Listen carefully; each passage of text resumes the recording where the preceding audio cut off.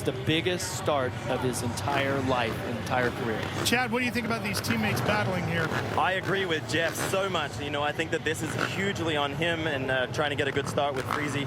But I agree, every man for himself at this point, trying to communicate with those two and get them on the same level, going for a world title. Good luck with that. As soon as that gate drops, it's over, right? That's it. It's out the window. I want a world championship. 30-second boards up, Ralph. Here we go. The riders get their last deep breaths in. They get as focused as they possibly can, ready to give it their all The for 12 pilot more laps. season for the World Supercross Championship about to be decided with some of the most drama I've ever seen in Supercross competition. Here we go. Who's going to be world champ? Storming into Chaos Corner. Roxanne's there first. 4 or 5 riders down. Massive ball. Freezy's down. Freezy's caught up in it. Savachi gets the whole shot. Roxanne sits right in the thick of things, but he's not in the lead, Jeff. He's into the inside here. He's about in 5th position right now. Here's Roxanne right there. Where's Brayton at? Roxanne is right behind Borden. We think that Brayton is down. Is it possible that they're coming out of the first turn that Freezy and Brayton both went down together? I saw 2 red bikes. It could be. It could be. Brayton's listed in 15th right now, Ralph. Oh, this has not gone the way that Moto Concepts and their owner, Mike Genova, have wanted this final race to go with the World Championship. Chad, what do you know? I only caught the end of it, but I didn't see Freezy on the ground. But Brayton was crashed on the exit of turn 1, so now he's pretty much last. If it finishes just like this, Ken Roxanne would win the title. We'll see what happens. Roxanne dealing with Wilson, gets around Dean. Here's a replay. The number 19 is Freezy, the 10 is Brayton. Freezy and Brayton get together. Watch the 10 and the 19. Oh, we missed it. That's another pileup heading into the first turn.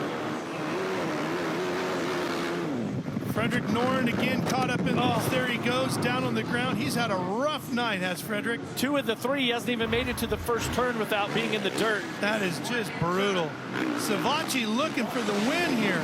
Savachi out front. He is cruising right now, 48.5 lap Oh, there's time. Freezy and Brayton right there. Yep, Freezy got a little wide, it looked like, and up into Brayton. And I'm not sure what pushed Vince out there, but there they go, just to the right of Hill.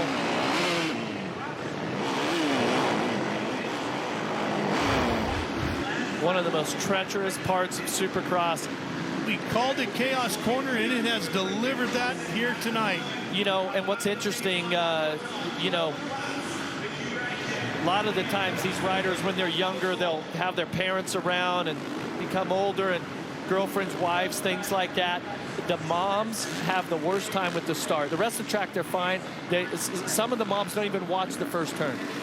They just can't watch. I totally understand. Kristen? Guys, just a moment ago, as Ken passed the mechanics area, his mechanic, Jordan Troxel, was holding out the pit board. He wrote on it, "You need Joey," reminding him he has to knock off Joey Savachi to be able to clinch this championship. As it runs right now, I don't think he has to with the way the points have worked out with Justin Brayton and Vince Freezy, but just reminding Ken to keep digging is so important right now. Well, here's the deal, Kristen. If Roxanne drops a position, Savachi would take the points lead. He'd have more feature wins if he hangs on and wins this, Jeff. That would be a massive turn of events. I mean, Rick Ware Racing could win both championships if that happens. I mean, wow. I mean, and anything can happen. We've seen this here already tonight. We've seen a lot of chaos. We've seen riders make mistakes. I mean, Ken is a world-class rider. He is a former world motocross champion. Yep. But this weekend here in Melbourne has had some wild twists and turns. Watching Ken here with this replay through the whoops.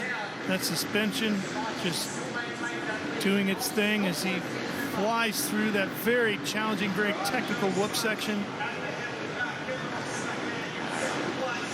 Martin Davalos right there cheering his rider on. Yeah, I mean, at this point, Ken doesn't have to do anything crazy right now. No, but we saw he wasn't doing anything crazy in the last one, and the rear tire went out. Well, and what's interesting, like I mentioned before, is that the dirt has this nice sort of sandy clay soil, kind of a nice blend, but underneath it there has been some of these big rocks come up. Now, more than likely what happened is that Ken was getting their rear tire deep into one of those ruts, and in there was one of those rocks, and it pinches the tire. Yeah. Okay, I mean, pinches the tube and the tire to the rim and creates the flap. Roxanne won the 2011 FIM Motocross 2 World Championship. He was part of the Motocross of Nations World Championship team in 2012. Watching Melross here. Taking the right-hand line through the split lane here, and then it really tightens up on this right-hander. Gives you a good shot at jumping four right here, jumping a quad into this turn. Perfect execution.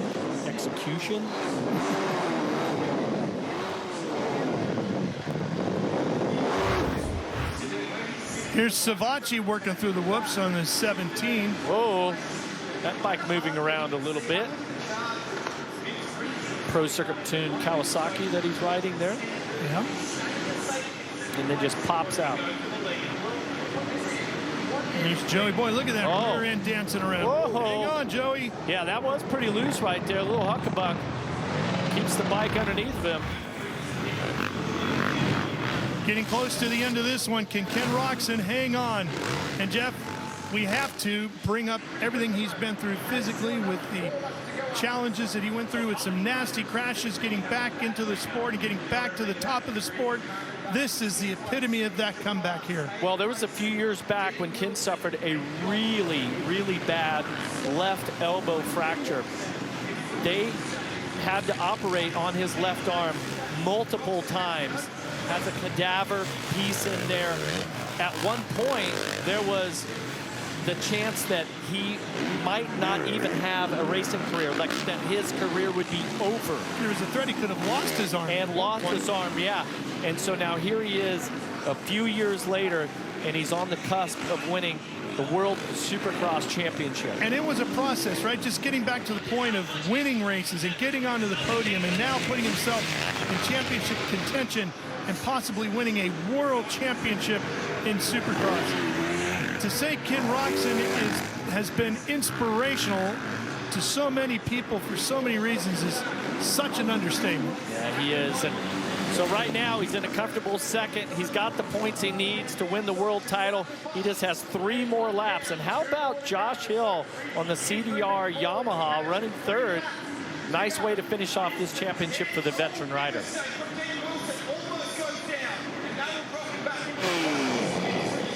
Watching with Josh Hill here, on board with him. You had to look at the standings as far as the round here that the Australian Grand Prix is a combination of your finishes in all 3 races. Just a couple of laps remaining here, Jeff, in this 2022 championship. The 23 season, not that far off. Expecting to see the championship kick off sometime in the summer of 23, hopefully in July. And our leader, Joey Savacci, he has to be really proud of what he's accomplished here in this championship, and especially here at the Australian Grand Prix. He's put in some great rides. I look for Ken Roxanne just to stay right there. Don't look for him to try to do anything. No need to try to pass for the lead and the win here. He can wrap up the title. He's got a little bit less than 2 laps to go. We see the blue flag out. That signifies that the leaders are coming by and lapping back markers. Oh, hang on, Joey! Oh, my gosh! Hell of a time for a knack-knack, Yeah. I can tell you that. Wait till the finish line, Joey. Yeah, and that's usually done in mid-flight, not when you're on the ground. White flag is out. We've got 1 lap to go here. Well, and so Savacci's trying to win this 3rd race. Let's take a look at this. He's sideways out of the rut right there. But The crowd is fired up. Savachi trying to manage some of these back markers, trying to keep his focus. Roxanne is right there waiting for a mistake. And Roxanne trying to put an exclamation point on this world championship by not only taking the title, but taking the win here, the overall win in Australia at the Australian Grand Prix. Let's see. Okay, Joey clean that time around. Here we go, last couple of corners.